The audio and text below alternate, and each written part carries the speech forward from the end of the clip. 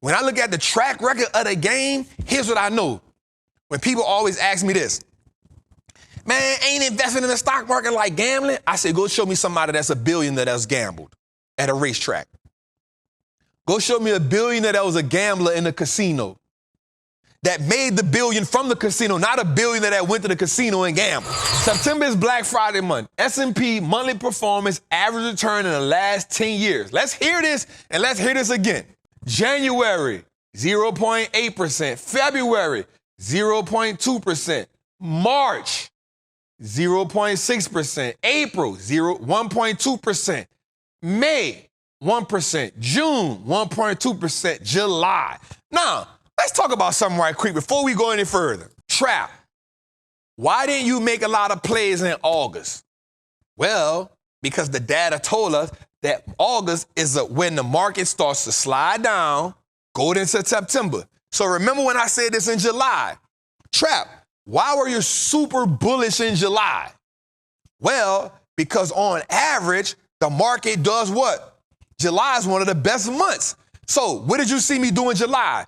You saw me make a couple plays in July, and what happened? I also said that, watch this, Jose, if we can go back to the episode, I don't know which one it was. You probably don't got this wrote down, but I said it. I said, the first 2 weeks of July are the best 2 weeks of the year. And then the back half knocked us out the frame. And remember what I said? And I came on the show and I said this. I said that. I gave the layout to us, what we going to do the rest of the year. Now, you feel me? 17 and 9. We talked about, I said, here's what we, episode 101. Look at my dog. My dog don't play. Episode 101. Here's what I said. I said, here's our strategy for the rest of the year, y'all. Now, what happened was August came early. It came early. Literally, I'm in Italy. Matter of fact, I was in Milan. My account hit 4.8 million. I never forget it. I was like, I'm 170,000 from 5. I'm about to go crazy. I hit that 5 million. I'm about to start talking Mandarin on them. I'm about to start talking Mandarin. You feel me? You feel me, cuz? But I don't put 5 in the, what? I don't know what that is, but when you turn 400,000 to 5 million, you got the right to talk anything you want to talk. Especially when you showed it to them every week, Eddie, you feel me? So look, I'm like, ooh, this thing about to go crazy. I'm like, dog. So here's what I said. I remember saying this to the, I said, listen, here's what we gonna do. I said, toward August, we gonna start, I said, end of July, August, we gonna start scaling back so that we can be real liquid in September, and then we can come October, catch the October, November, December Christmas rally. December gonna slow down a little bit, but we'll get January, February, March. This is what we said. We got the first 2 weeks of July. I'm like, hey, did we call it or not? And then the third week of July, we got punched in the face. Now, history may not always repeat itself, but it does what? Rhyme. So it came a little bit early. It came a little early. And so we had 6 weeks. And then we got a 3-week reprieve. And here we are in September. So all we got to do is say, yo, this is not the time for us to panic. This is the time for us to position. That's how the game go. We don't panic. We position ourselves. And what does that mean? If you're in a Patreon, you might don't see me put no option plays in until late September. Now, here's what I know people going to do. They're going to leave. Man, ain't put no plays in right now. Guess what we doing, though? We putting some dope-ass lottery picks in there. And bangers. I put one a day in there. I was like, ooh. I put one, you know why? Because I understand it. Like, yo, we play the game. We multifaceted. And so guess what I also know I got to do in the Patreon? I'm going to have to do, I used to do 1 Zoom call a month. I probably got to do 2 in September. I ain't mad at that. I'm in a and my Trappers Anonymous. Guess what? Our call probably gonna be a little bit longer because they gonna wanna know. I gotta serve them too. I'm okay with that. I know how to serve us in moments where we need it the most, because the minute you're not with me, your brain start doing the thing that I don't want it to start doing. That's called me being present for y'all. And that's what happens when somebody wants you to win with them, and not just win with them, because I'm gonna be honest with y'all, I'm gonna win regardless. Here's why I'm gonna win regardless. Because I got faith in the game. When I look at the track record of the game, here's what I know. When people always ask me this, man, ain't investing in the stock market like gambling? I say, go show me somebody that's a billionaire that's gambled at a racetrack.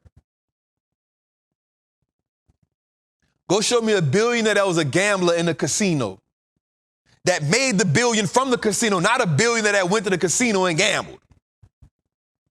Go show me a billionaire that made billions in a casino. Go show me a billionaire that made billions on a racetrack. Go show me a billionaire that made billions like betting on football games. Go show me a billionaire that made billions betting on basketball games. Now go show me a bunch of billionaires that became billionaires because they own stocks and companies. Go show me a bunch of billionaires that became billionaires because they own real estate. I can show you a handful of them. I can just go down the list. NVIDIA is sliding. So I wrote something down today, and it says that NVIDIA is now down over 12% since reporting earnings on August the 28th. The stock has now erased $400 billion of market cap in just 3 trading days. Even with a large earnings beat and a $50 million buyback, the stock is struggling to hold gains. And I said this, I truly think the stock is still an amazing stock. But I think those big, large run-ups, I think that's done. I think it's done. And here's why I think it's done. And I could be wrong. Will the stock go back up? Of course. It's an amazing stock. It's an amazing company. It's an amazing brand. They also got subpoenaed today. They got subpoenaed today by the DOJ. That could take forever, though. That's a lot to go right there.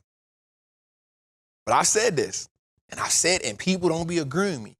I do not like when companies that perform like this do stock splits, because it takes too much for it to gain that momentum back.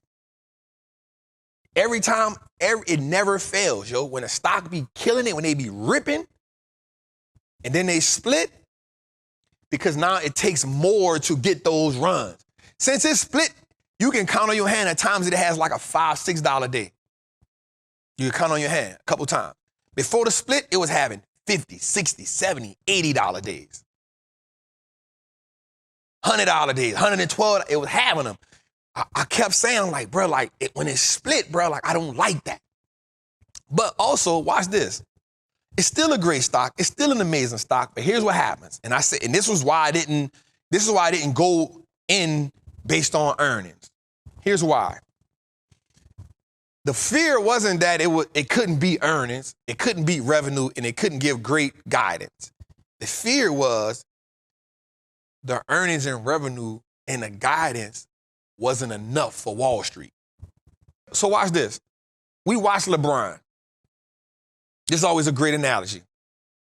We watch LeBron, and let's just say you don't feel like he's the greatest. Let's just say you feel like that. It's opinionated, because everybody's not going to always move based off of stats. All right? But watch this. What we do know is, let's say LeBron, let's say his average was 28-12. Let's say he averaged 28-12 all the way till he was 35. Let's just say, I'm just putting a number out there. But then, once he turned 35, let's say his numbers went down to 24-10. Say his numbers went down to 24-10. Even at 24-10, his numbers will probably be better than 85% of the people in the NBA. But guess what the analyst gonna say? He fell off. he lost a step. Not counting the fact that he's still top 5 best in the league at 40.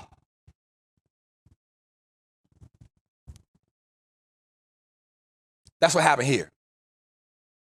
Watch this. Even in the Olympics, if you ask all the Olympic players who carried them through the Olympics, guess what they're going to say? Brian.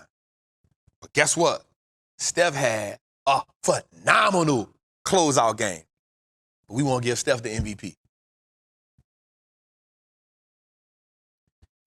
When it came to closing, like just getting us through the everybody, and it's not taken away from nobody, it's saying the leadership that he possesses is what gets you through. So that in the moment, you can show up big time. And we know Steph is, we know Steph is the greatest shooter of all time. We can't take that away from him. You can't take that away from him. But they'll still say that, yo, Brian ain't doing this. Same thing with NVIDIA, dog. This company, for the last 6 quarters, bro, it's not only been beating big, it's been blowing it out the water and then having gigantic expectations. And then setting gigantic expectations and then meeting the expectations the next quarter and blowing it out the water again. And then set gigantic expectations the next quarter. They did that for 6 straight quarters. They've been doing that since early 2020, late 2022. So it's not that they can't beat earnings. It's not that they can't give expectations. It's that we're not giving the market. The margin has slowed down. And so guess what the market did right after that? They came back the next day on CNBC and said, oh, guess what? Here's our projections for the next 5 quarters. Guess what all of them said? Slowing, slowing, slowing, slowing, slowing. Now, we understand that the market is a what? Forward-looking mechanism. So here's what happens. If the market feels like it's going to slow down, guess what the market's going to do? They're going to react that way. And so that's what we saw. We saw them didn't blow it out the water. What did we see? We see the market responded to it that way. And so, as trappers and as people investing in the market, what we have to do is say, okay, bet. You can still play it, but that ain't the one to be going all in on no more.